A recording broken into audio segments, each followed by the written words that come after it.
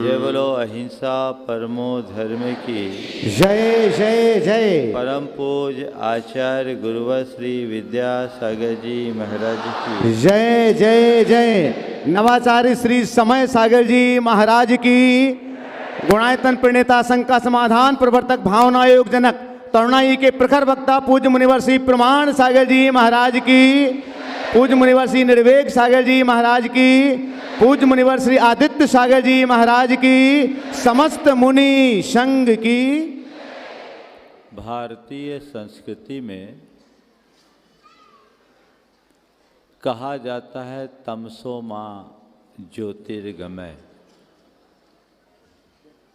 हम अंधेरे की नहीं प्रकाश की उपासना करते हैं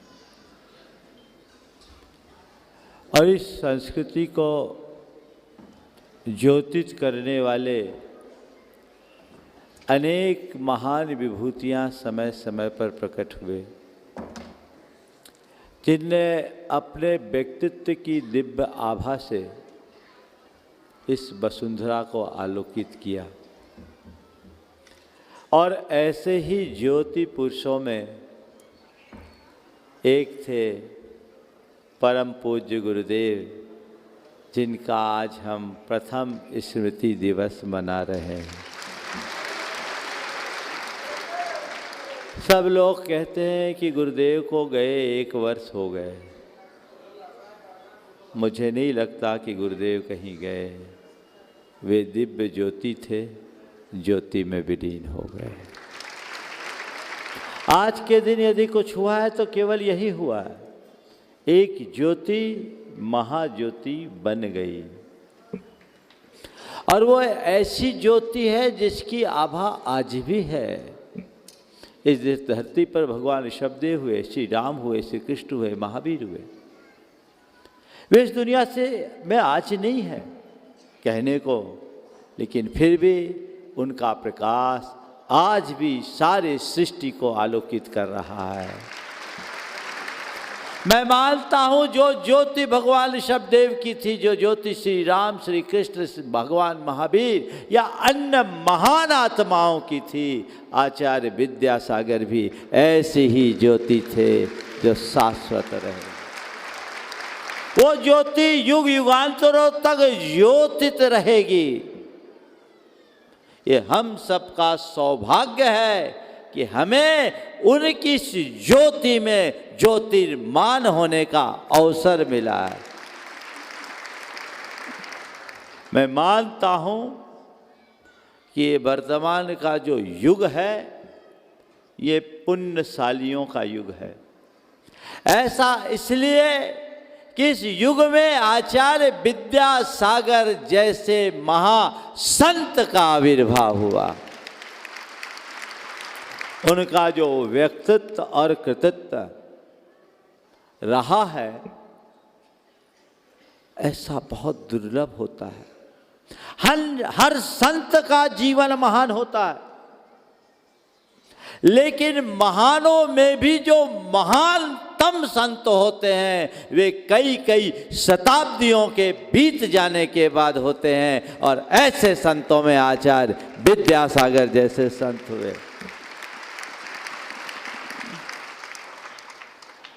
मैंने उन्हें कई रूपों में देखा है। मैं इसलिए नहीं बोल रहा हूं कि वे मेरे गुरु हैं। मैं मानता हूं कि मुझे उनका शिष्य बनने का सौभाग्य मिला है, इसलिए मेरे वो गुरु हैं। लेकिन वे मेरे ही गुरु नहीं, वो तो जगत गुरु हैं।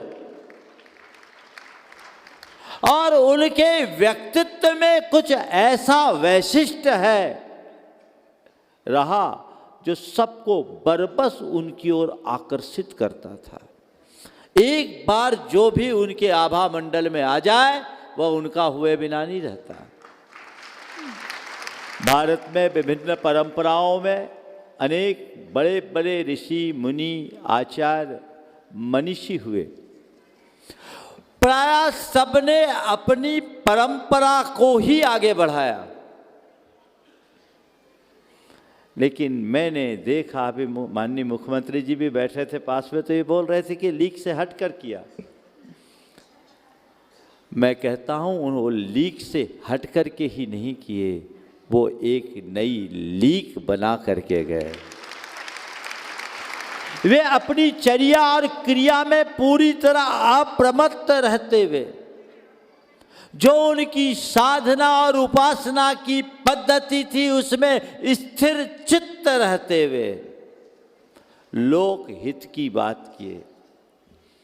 मैं कहूँगा कि इस धरती पर एक ऐसे विरले संत के रूप में उनका आविर्भाव हुआ जिन्होंने आत्महित के साथ लोकहित का रास्ता प्रशस्त किया। और वो लोकहित तक ही सीमित नहीं रहे, राष्ट्रहित चिंतक बन करके जिए। और उन्होंने जो कुछ भी संदेश हम सबको दिया, मैं ये कह सकता हूं कि वे ऋषि कर्म के साथ साथ राष्ट्र कर्म में भी निरत रहे। मुझे माननीय अमित शाह जी की बात याद आ रही है, शायद वो अभी डोंगरगढ़ में पहुंचे होंगे। जब वो पहली बार गुरुदेव के पास कुंडलपुर पधारे, गुरुदेव से उनकी लगभग 28 मिनट चर्चा हुई। चर्चा के उपरांत वे मंच पर आकर अपना जो उद्गार प्रकट किए, मैं तो वहाँ था नहीं, उनके उद्गार को सुना था, वो मैं आज उद्धृत करना चाह रहा हूँ। उन्होंने कहा कि मैं गुरुदेव से इसलिए प्रभावित हूँ कि 28 मिनट की पूरी चर्चा में केवल भारत और भारतीयता की बात हुई, न संघ की, न समाज की, न संस्था की, न धर्म की। और उन्होंने कभी किसी भी राजनेता से, चाहे मुख्यमंत्री हो चाहे प्रधानमंत्री जी भी हो, 2 बार प्रधानमंत्री जी भी उनके चरणों में उपस्थित हुए प्रत्यक्ष रूप से, और संवाद तो उनका नियमित जुड़ा ही रहा, जिसे प्रधानमंत्री जी ने स्वयं सार्वजनिक रूप से कहा। पर उन्होंने कभी भी कोई भी बात की तो उन्होंने समाज की कोई बात नहीं की, उन्होंने किसी तीर्थ की बात नहीं की, उन्होंने संघ की बात नहीं की, उन्होंने केवल और केवल राष्ट्र की बात की। राष्ट्र समृद्ध होगा तो सब कुछ आगे बढ़ेगा। और मुख्यमंत्री जी, एक बात और मैं कहना चाहूँगा, जैन चिंतकों के इस चिंतन को ध्यान रखना, जैन धर्म में आत्म धर्म से ऊंचा स्थान राष्ट्र धर्म को दिया गया है। आपके संज्ञान के लिए एक बात बता सकता हूँ कि जैन मुनि की चर्या बड़ी कठोर होती है, और जैन मुनि पूरे जीवन भर जैन मुनिपन को धारण करता है, लेकिन कुछ खास कारणों से यदि कोई मुनि मार्ग को छोड़ता है तो उसमें एक बड़ा कारण है, राष्ट्र को यदि उसकी आवश्यकता हो तो मुनि धर्म भी त्याग करके वो राष्ट्र की कमान संभाल सकता है। गुरुदेव ने इसे ही प्रमुखता दिया, इसे जिया, और इसीलिए उन्होंने स्वरोजगार को, स्वभाषा को, स्वशिक्षा को और स्वचिकित्सा को प्रमुखता दिया, स्वावलंबन को आगे बढ़ाया। कई युवाओं को दीक्षा न देकर उन्होंने हथकरघा जैसे उपक्रम में लगाया, ऐसे ऐसे युवाओं को जिन्होंने अपने 1-1 करोड़ का पैकेज छोड़ा, जो IITian रहे, उनको वहाँ से हटा करके नहीं, तुम लोग आगे आओगे तो दूसरे प्रेरित होंगे। बहनों को प्रतिभास्थली जैसे कार्य में लगाया, सैकड़ों बहनें आज 5 शाखाएं प्रतिभास्थली की उसमें लग करके बहुत अच्छा काम कर रहे। गौशाला के संदर्भ में उनका हृदय बहुत करुणा से भींगा रहता था। पहले 1992 से 94 से लेकर 97 तक मांस निर्यात के निरोध के लिए एक बड़ा उपक्रम चला।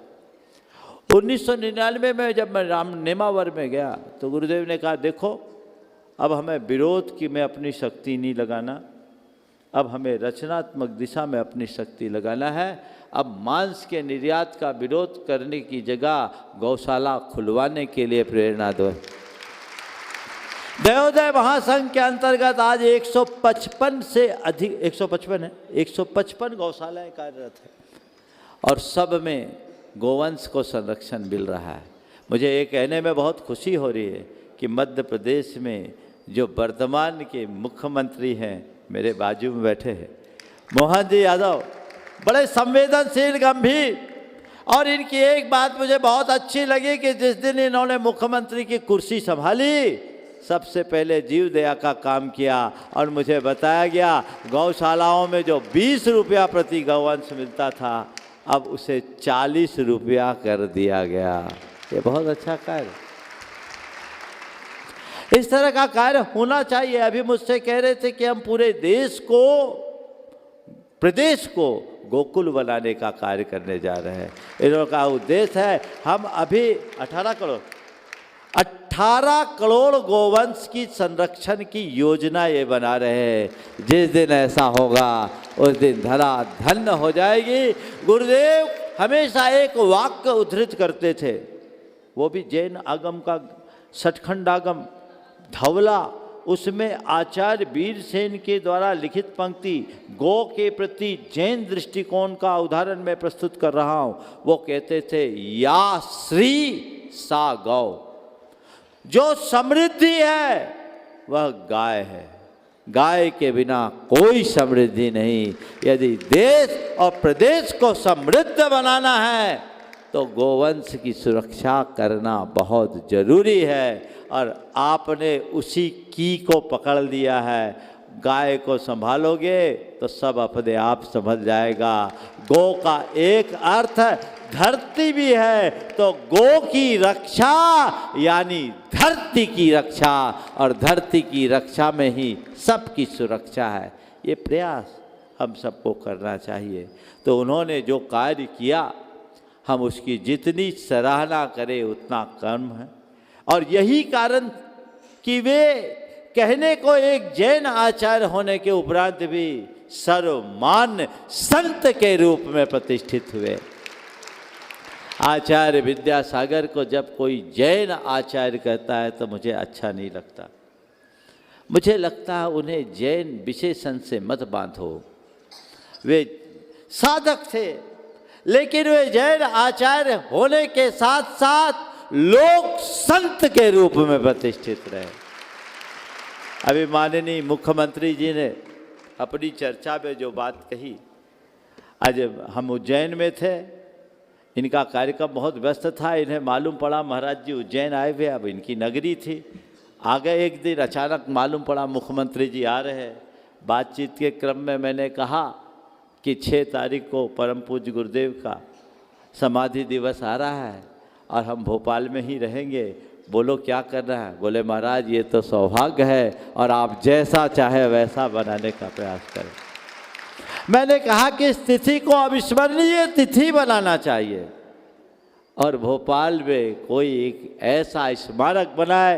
अभी राजस्थान सरकार ने गुरुदेव के नाम पर एक पैनोरमा नारेली में बनाने की घोषणा की, और भोपाल गुरुदेव की कर्मभूमि रही। भोपाल में लंबा प्रवास भी रहा और भोपाल के विधानसभा में भी गुरुदेव यहाँ आए। आपने खुद अभी उसका उल्लेख किया और आप उसमें शिक्षा मंत्री के रूप में सहभागी भी बने। आज उनका आशीर्वाद आपको फला है कि शिक्षा मंत्री के साथ आज मुख्यमंत्री के रूप में प्रतिष्ठित हुए हैं। आज आपने जो मुख्यमंत्री की हैसियत से घोषणा की है, ये बहुत ही सराहनीय है। और मैं कहता हूँ आपकी इस घोषणा से न केवल जैन समाज अपितु संपूर्ण जन समाज आपका हृदय से अभिनंदन करेगी, क्योंकि आचार्य विद्यासागर केवल जैनों के नहीं हैं, वो जन जन के हैं, वे लोक संत हैं। और मैं तो चाहूँगा कि मुख्यमंत्री जी आज की तिथि को, आप तो भारतीय तिथि को मानने वाले हैं, आज की तिथि को आप अपने ही मुख से घोषित कर दे कि ये तिथि सामान्य तिथि के रूप में ना हो। अतिथि को आपने कहा विशेष तिथि।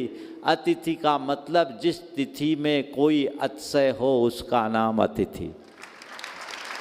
अतिशय युक्त तिथि का नाम अतिथि। तो आज की तिथि में अतिशय है, वो अतिशय वो खुद बोलेंगे, मैं नहीं बोलूँगा, क्योंकि इनका काम है। और वह काम अभी आप अपने मुख्यमंत्री जी के मुख से ही सुने। मैं कहता हूँ अच्छे काम की घोषणा आपको करनी है तो सही मुहूर्त में कर देने का परिणाम बहुत अच्छा है।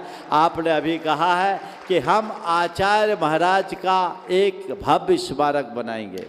अभी मुझे जानकारी मिली कि माननीय प्रधानमंत्री इसी महीने में यहाँ आने वाले हैं। मुख्यमंत्री जी, सोने में सुगंध हो जाएगा कि जो आप कराने जा रहे हैं उसका शुभारंभ उनके कर कमलों से हो जाए, और यदि ऐसा कार्यक्रम आप चाहेंगे तो बन ही जाएगा। और प्रधानमंत्री जी को ये सुनने को मिलेगा तो इसे वे अपना अहोभाग्य मानकर स्वीकारेंगे, ऐसा मुझे विश्वास लगता है। और मोहन यादव जी की व्यक्तित्व की विशेषता है, ये बड़े धार्मिक हैं और धार्मिक होने के साथ साथ बड़े बिंदास भी है, बड़े खुश मिजाज जिंदा दिल व्यक्ति। जब मिलते हैं तो ऐसे ही मिलते हैं, इसलिए मैं कहता हूँ इनका नाम बहुत अच्छा रखा गया, मोहन, सबका मन मोह लेने वाले। और मैं चाहता हूँ, यही आशीर्वाद देता हूँ कि अभी तो आपने प्रदेश का मन मोहा है, आपकी योग्यता ऐसा रूप ले कि देश का भी मन मोह सके, क्योंकि धर्म, संस्कृति और संतों के प्रति समर्पित लोगों के हाथ में जब देश की, प्रदेश की कमान होती है तो देश प्रदेश में अपने आप खुशहाली आ जाती है। ऐसे लोगों के आने से खुशहाली बनेगी। और जो घोषणा मुख्यमंत्री जी को करना है वो खुद अपने मुख से करेंगे। ये एक बहुत अच्छा उपक्रम। परम पूज्य गुरुदेव हमारे बीच भौतिक रूप से भले नहीं हैं, पर ऐसी आत्माएं अजर अमर है। आज भी हवाओं में वो है, फिजाओं में वो है, हर व्यक्ति की सांसों में वो है। जब तक उनकी स्मृति है तब तक वे है, और ऐसी महान आत्माओं की स्मृति कभी नष्ट नहीं होती, यावत चंद्र दिवाकरो बनी रहती है। हमसे कोई अपेक्षा नहीं, लेकिन उनके प्रति बहुमान प्रकट करके हम जरूर कुछ अच्छा कर लेते हैं। मुख्यमंत्री जी अपनी घोषणा करेंगे।